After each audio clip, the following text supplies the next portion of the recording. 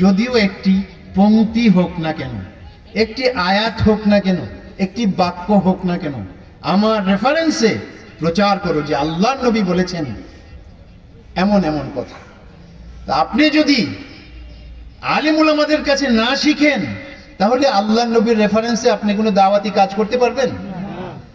আপনি যদি দাওয়াতি কাজ করতে পারেন তাহলে কি হবে? এই হাদিস থেকে শিখেন, পরে আমাদের আলোচ্য বিষয়ে আসব। হাদিসের মধ্যে নবীজি সাল্লাল্লাহু আলাইহি সাল্লাম তিনটি কথা বলেছেন। ছোট্ট হাদিসটির মধ্যে বলেছেন, অনেকেরই এই হাদিস মুখস্থ, যারা তাবলিগে যান বা যারা আলিম উলামাদের সংস্পর্শে যান তারা এই হাদিসটি মুখস্থ জানেন। বলেছেন বাল্লিগু আন্নি, বাল্লিগু আন্নি ওয়ালাউ আয়া। তিনটি কথা বলেছেন। বাল্লিগু, প্রচার করো, পৌঁছিয়ে দাও। এ হচ্ছে নবীজির হুকুম।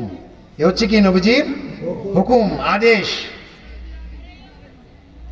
নবীজির আদেশ মানা বাধ্যতামূলক না ঐচ্ছিক? বাধ্যতামূলক। নবীজির আদেশ না মানলে কারো ঈমান থাকবে? এখন নবীজি বলছেন প্রচার করো, পৌঁছিয়ে দাও। আপনি যদি প্রচার না করেন তাহলে এই হাদিসের উপরে জীবনে আমল করলেন আপনি? আপনি তো ধরে নিয়েছেন হাদিসের উপরে আমল করবেন তো ইমাম সাহেব, হাদিসের উপরে আমল করবেন মৌলানা সাহেব, হাদিস তো আমার জন্য না, আপনি তো এইভাবে ধরে নিয়েছেন। এই ধরনের ধারণা যদি কারো থাকে, সে কখনোই প্রকৃত মুমিন হতে পারবে না। কারণ হাদিসের কোন অধ্যায়ে এই হাদিসকে বিশেষ কোন শ্রেণী বা জাতি প্রজাতির জন্য নির্ধারণ করা হয়নি। আল্লাহর নবীর প্রত্যেক হাদিস ধারণ করা, সংরক্ষণ করা, প্রচার করার দায়িত্ব প্রত্যেক মুসলমানের। আপনি যদি না শিখেন, না জানেন, আপনার অথর্বতার পরিচয় আপনি দেবেন, অযোগ্যতার পরিচয় আপনি দেবেন। এই গ্লানি নিয়ে আপনি বেঁচে থাকবেন। আপনি হয়তো দুনিয়া থেকে এই রেকর্ড করে আপনি দুনিয়া থেকে যাবেন যে দুনিয়াতে আপনি 70, 80, 100 বছরের জন্য আসছিলেন বা কম বেশ সময়ের জন্য আসছিলেন, কিন্তু নবীজির একটা হাদিসও আপনি শিখেননি এবং একটা হাদিসও আপনি প্রচার করেননি। এটা কি খুব বড় সম্মানের কথা আপনার জন্য? লজ্জার কথা কিনা? আপনার ডানে বামে মাদ্রাসা, রাস্তায় বের হলে 50 জন মানুষের সাথে দেখা হলে এর মধ্যে 20 জনই আলেম উলামা। বাস্তব কিনা? হ্যাঁ, সেই উর্বর ভূমির সৌভাগ্যবান নাগরিক আপনি। আপনি যদি একটা হাদিসও না শিখেন, একটা হাদিসও প্রচার না করতে পারেন, এত উর্বর ভূমিতে জন্ম নিয়ে দুর্ভাগা মুসলিম হয়ে ফিরে যাওয়ার কোনো কথা ছিল না আপনার। সম্মানিত উপস্থিতি, আমরা আজকে এখানে যারা আসছি, আমরা কি ধারণা করতে পারবো যে আমরা এক ফ্যামিলির মেম্বার? আমরা কিছুক্ষণের জন্য এই কথা কি মেনে নিলে আমাদের কোনো ক্ষতি হবে যে আমরা এক ফ্যামিলির মেম্বার? আমরা যদি বলি, আমি বলি যে আপনারা মুরব্বীরা যারা আছেন আমার বাপ চাচাদের মতো, যুবকরা যারা আছেন আমার ভাইয়ের মতো, আর এই বাচ্চারা যারা আছে আমার সন্তানদের মতো, এটা কি কোনো অন্যায় কাজ হবে? এখন মনে করে নিন কিছুক্ষণের জন্য আমরা এক ফ্যামিলির। কিছুক্ষণের জন্য মনে করতে এই জন্য বলছি, যেহেতু আপনারা প্রাথমিকভাবেই বলেছেন যে আমরা এক ফ্যামিলির না। আসলে নবীজি বলছেন আমরা এক ফ্যামিলির এবং আমরা একটি বডি, একটি দেহের মতো। আমরা মুসলিম উম্মাহ এক দেহের মতো, একটা শরীরের মতো। একটি ফ্যামিলি তো আরো দূরের কথা, একটা দেহের মতো, একটা শরীরের মতো মুসলিম উম্মাহ।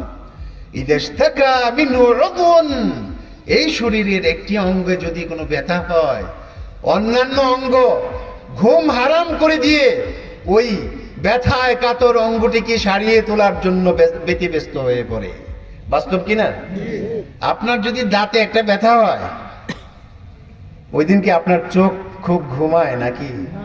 হ্যাঁ, আপনার জিহ্বা খুব খায় ওই দিন না? দাঁতে ব্যথা হইলে পুরোটা শরীরই সেদিন অকার্যকর হয়ে যায়। বাস্তব কিনা? তখন আপনার ব্রেন সারাক্ষণ আপনাকে রিহার্সাল দিতে থাকে, তোমাকে কিন্তু তাড়াতাড়ি করে ঔষধ খেতে হবে, আবার বলতে থাকে তোমাকে কিন্তু ডাক্তারের পরামর্শ নিতে হবে। বলতে থাকে তোমাকে কিন্তু ইনজেকশন নিতে হবে, বলতে থাকে তোমাকে কিন্তু পেইন কিলার খেতে হবে, বলে কিনা? হাত সারাক্ষণ খালি ঔষধের প্যাকেটটা খুঁজে, বাস্তব কিনা? পা বলে কতক্ষণে আপনি ডাক্তারের কাছে যাবেন, চেম্বারে যাবেন, ফার্মেসিতে যাবেন, অন্যান্য অঙ্গ প্রত্যঙ্গ ব্যতিব্যস্ত হয়ে পড়ে, বেকুল হয়ে পড়ে ওই আপনার ব্যথায় আক্রান্ত অঙ্গটিকে সারানোর জন্য, সুস্থ করার জন্য। বাস্তব কিনা ভাই? মুসলিম উম্মার চরিত্র এমন হওয়া উচিত যে পৃথিবীর যে কোনো প্রান্তরে, যে কোনো প্রান্তে একজন মুসলিম যদি আঘাতপ্রাপ্ত হয়, গোটা পৃথিবীর সকল মুসলমান একত্রিত হয়ে, একনেক হয়ে, তারা সবাই সবার সকল বাজেট দিয়ে, সকল মেধা দিয়ে, সকল যোগ্যতা দিয়ে সেই মুসলিমকে উদ্ধার করার জন্য অভিযান চালিয়ে যাবে। সম্মানিত মুসলিম ভাইরা, তো বলতেছিলাম যে একটি হাদিস যদি আপনি না শিখেন আর না প্রচার করে যান, এটা কি আপনার জন্য খুব সম্মানজনক?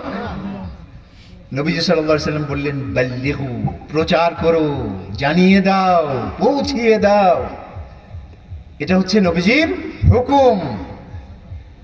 এর পরের অংশে বলেছেন, আন্নি, আমার পক্ষ থেকে, আমার পক্ষ থেকে।